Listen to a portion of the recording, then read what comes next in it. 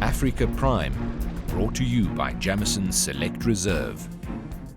Welcome back to Africa Prime. We are talking to Professor Wendy Ngoma, Director of the Wits Business School, and we're talking business education in Africa. Professor, we talking about how you take executive education or the business of running a business school a step higher. You've been in the job a little over a year now, and how's been the experience? It's almost a year. Almost a year.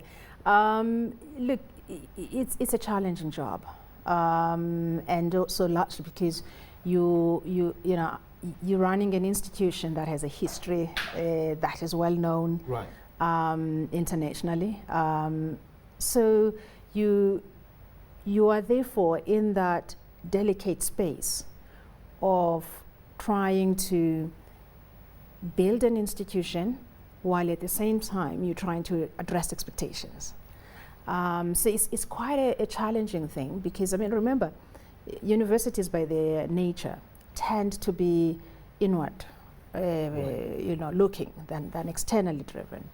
And one of the things that we're learning as the Wits Business School is that it's so important for us to be relevant in our context, but also to change and innovate with the changes that we're seeing in our industry particularly. I think everyone is saying that, but what are you doing to change and be relevant?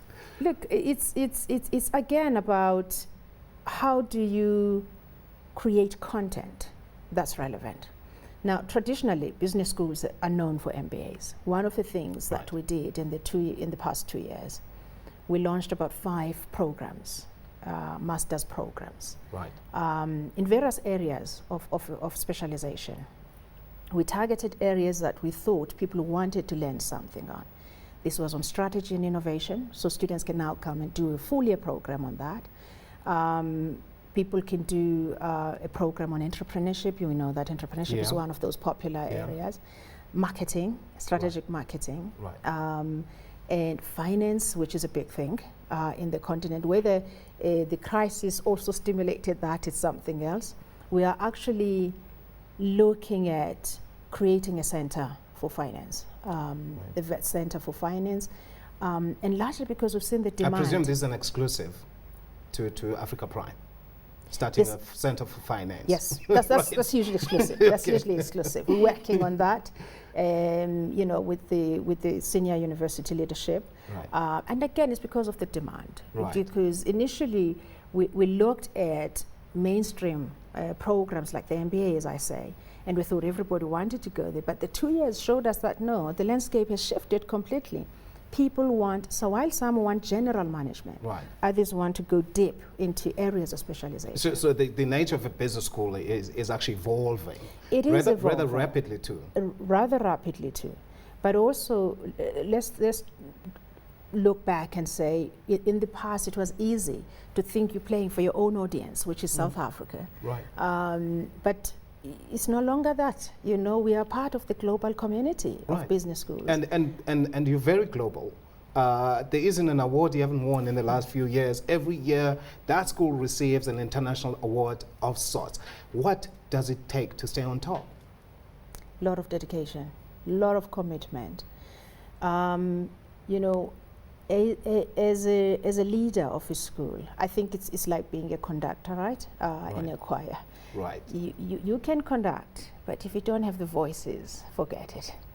But I've got a wonderful team of academics.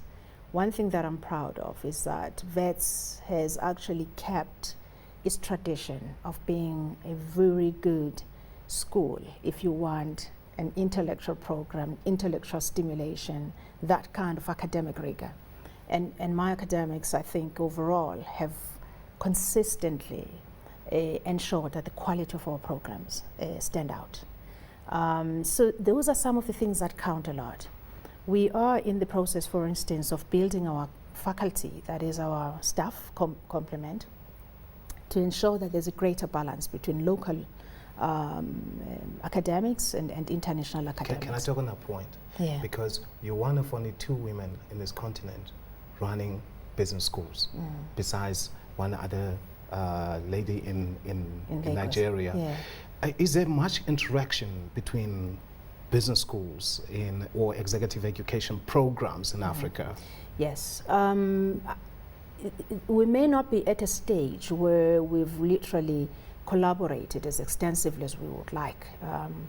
But overall, there are bodies that are uniting the business schools in the continent. One of those is the Africa Association of Business Schools, of which Enase, the director of Lagos Business School, is actually currently the chair of that body.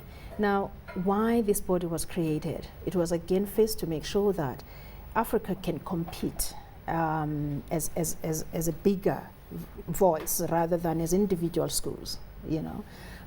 But also it was to ensure that the standards, we can benchmark amongst each other, but also we know, I mean, also in the continent, much as there are many business schools, they're not all at the same level, you know. So this body is meant to assist with that kind of benchmarking exercise, but also they do something that I think is very good, which is to develop the directors of business schools. You know, they've got a program where they take directors to visit other schools in all parts of the world, other parts of the world, again, for benchmarking exercises.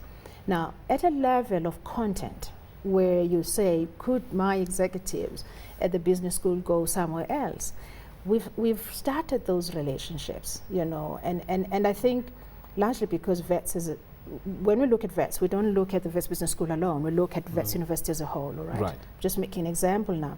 We've got a program where our executives, before they go to London, they also go to Uganda, they also go to Ghana.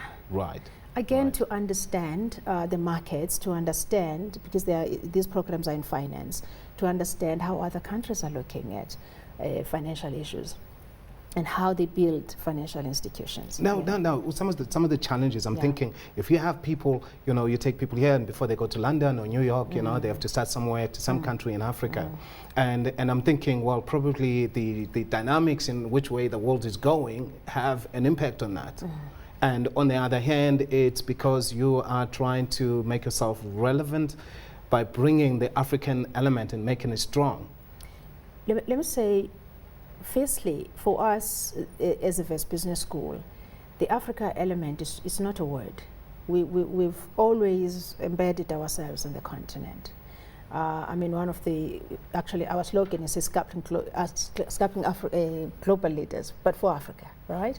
Now, one of the things that we've done is we have partnered with institutions in the continent that help us, firstly with visibility, I think it's important, I must say that, but also the institutions that really have a common goal, which is to develop talent in the continent. We had partnership with the Swaziland Chamber of Commerce to develop managerial capacity, mid-level managerial capacity in Swaziland. We're working with Namibia. Things are very difficult there.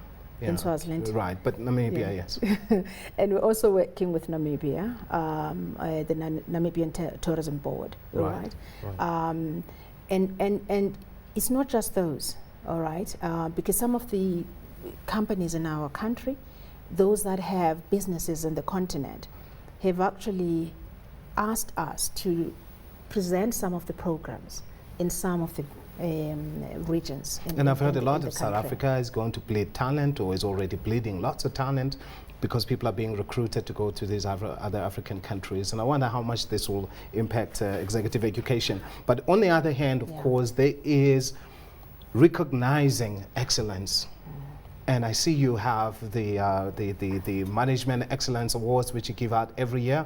Can I just enumerate the past recipients? The CEO of ArcelorMittal SA. I mean, she's one of Forbes' most powerful women in business, I think.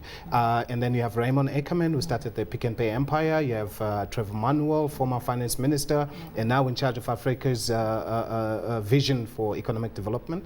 Then you had, who else do you have? Maria Ramos. She's now CEO of ABSA. Now, you are recognizing this excellence in the industry. It's been many years you've been doing this. And I'm just wondering whether when we recognize people, we don't recognize those who are already recognized, and whether we shouldn't actually look a little wider and bring in new blood. I guess that was the essence as well of saying, let's recognize women. There's been a tradition actually of recognizing men who were, of course, I mean, exceptional in their own right. Well, we're good. Yes. Okay. So in the last two recipients would have been women. Right. And again, because we said we wanted to acknowledge talent, we want to acknowledge that South African leaders are as diverse as the people that are actually in this continent. Now, it's possible that you may see more people maybe that are not very known, but the key is that, and I must say that this I leave to staff, basically in terms of nominating people that we need to recognize. But we know for a fact that there are people that are emerging. There are people that don't have probably the 15 years track record in business and all that. But they have MBAs, and these ones didn't have MBAs, most of them, when they started out. It may be so, it may be so, but the key is that, are you demonstrating leadership in your industry? And are there lessons that even our students can pick up from you? Remember, being a leader is also being a model and mentoring others, you know. So when our MBA students look at this person as a recipient of the Management Excellence Award, could they say, yeah, this is what we're talking about, this is what we're looking at, you know, as the future talent of this country. So in a way, then what I'm saying is, you're likely to see maybe a different group of people coming through, and largely because people are coming with exceptional skills, but also because, as you say, people have developed themselves in terms of knowledge and expertise. But also remember, in our country, people after 1994 shifted in terms of industries, you know, and now are literally growing new paths. Right. And that is very important. We recognize all that. Right. So just when you wake up, sorry, I have to round up. But yes, when you wake up and you go to work and you sit with the board and you make the decisions you make, you know, I'm very curious. What drives Wendy? You know, any given time you are given an opportunity to do something, and I think it starts with an appreciation of that. Appreciate the opportunity, and therefore when you're given even an institution like that to manage, you can't take that for granted. It doesn't happen all the time in our lifetime. Professor Ngoma, thank you very much for coming on Africa Prime. Thank you. It was great chatting to you. Thank you. Well, that was Professor Wendy Ngoma. She is the head of the Wits Business School, and we're talking executive education and business schools in Africa. Thank you very much, and good night.